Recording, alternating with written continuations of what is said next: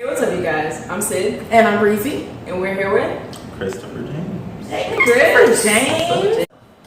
Well, I'm born and partially raised in New York, Westchester.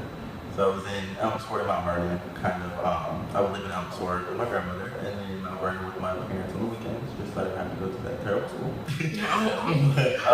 Yeah, so that's my New York life. Then I moved out here about the age of like 13 or so, and then started high school out here. What high school did you go to? I went to Millbrook actually. It was kind of like the best thing that could ever happen to me because schools are not the best things. Oh, man. But yeah, came out here and that's where I found my love for dancing. Started dancing after I quit band. Was a band too for a little bit. What'd you play in band? Everything. Okay. Percussion, saxophone, clarinet, and tried to teach myself other things, but I had to stop. But yeah, so did that. And then I kind of was just over it. And I was like, you know what? Dancing is always what I did. I never got a chance to do it professionally or take any classes because it was just too expensive.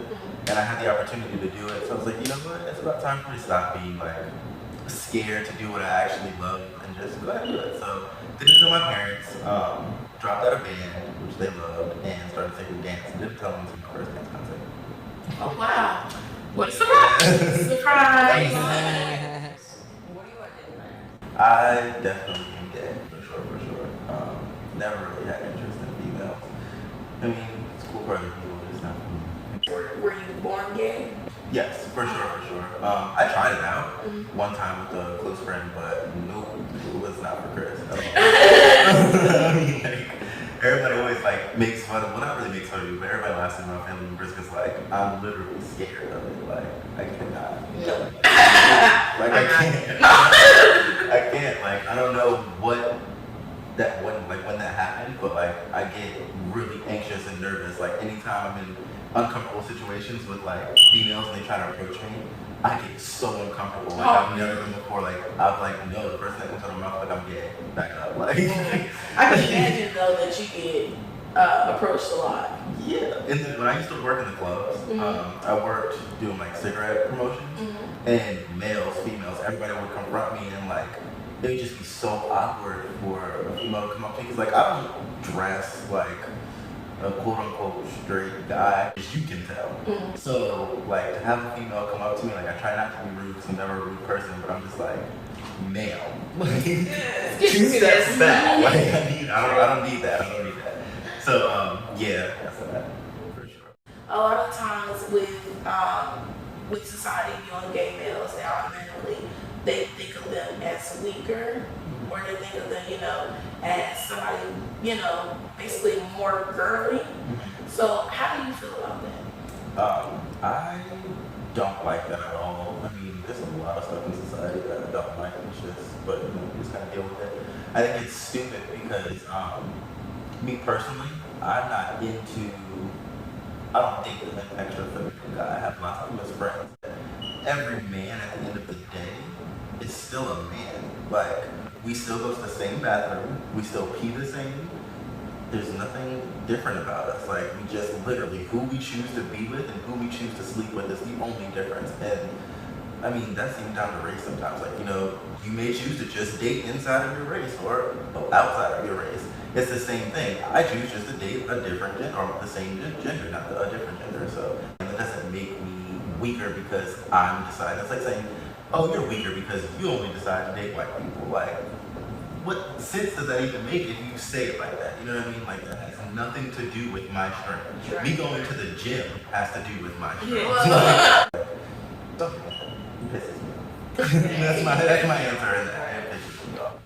Okay, Chris, so I've heard a lot of labels and terminology when it comes to the male kind of gay lifestyle way of living.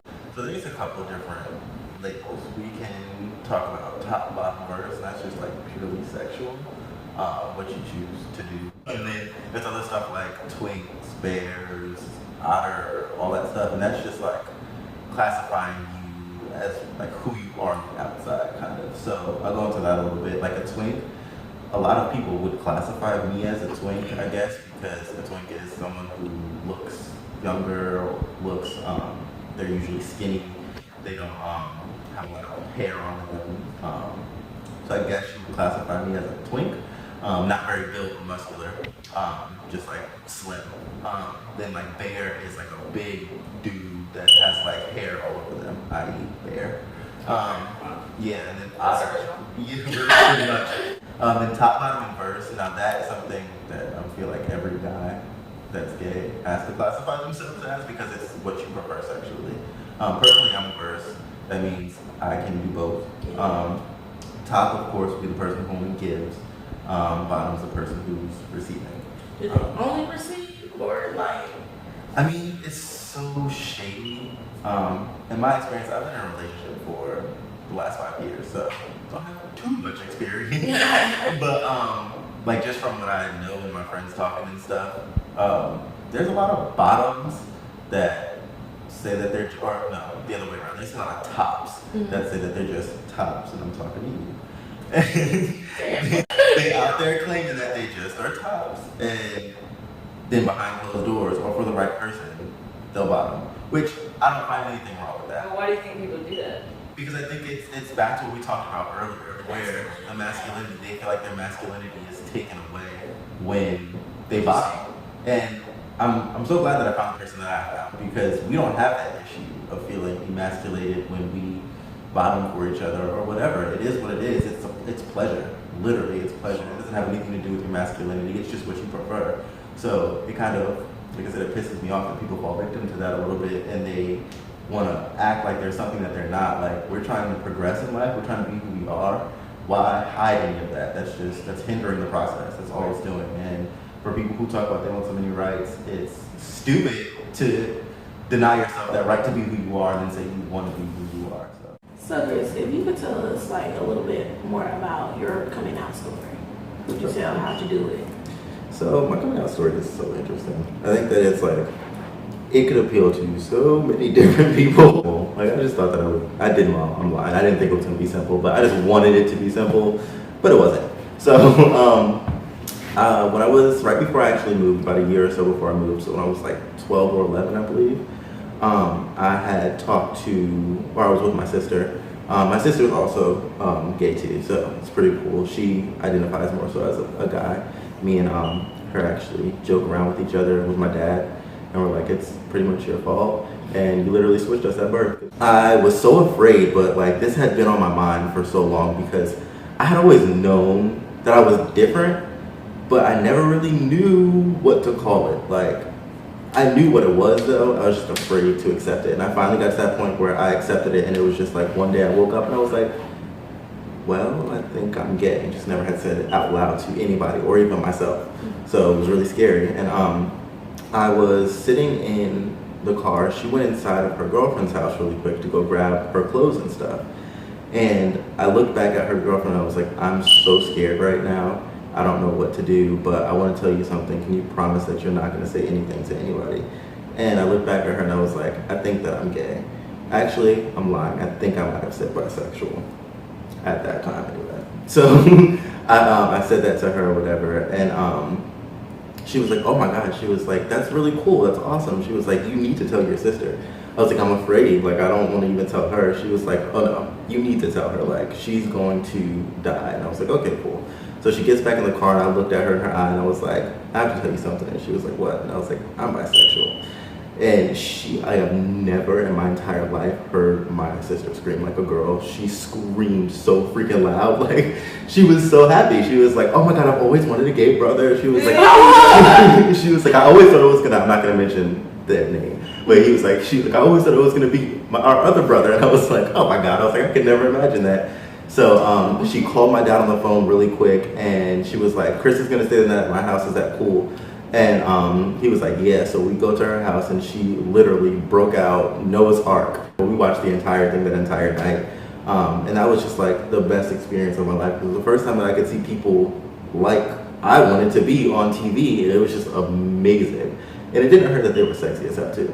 At that time I was like, okay, like this is fine. Right. This is fine. So yeah, that was that, and it was just amazing. So I was like, okay, if this is what it's gonna be like, it's gonna be easy. So then I don't really know like how much longer after that, but after that I ended up talking to my other brother. We talked or whatever, and he was fine with it. He like played around with me. I remember specifically he was like in the refrigerator getting milk as I told him, and I was standing behind him, and he like turned back and looked at me. He was like, "But you can't stand behind me no more," and was just like joking with me, and that just like made my heart feel good, even though he was being an asshole. He was like, "We've known, like, you wanted a freaking vacuum for your birthday or for as a gift instead of a freaking baseball bat, like a vacuum." And I don't clean shit. Oh shit. Stay tuned for part 2.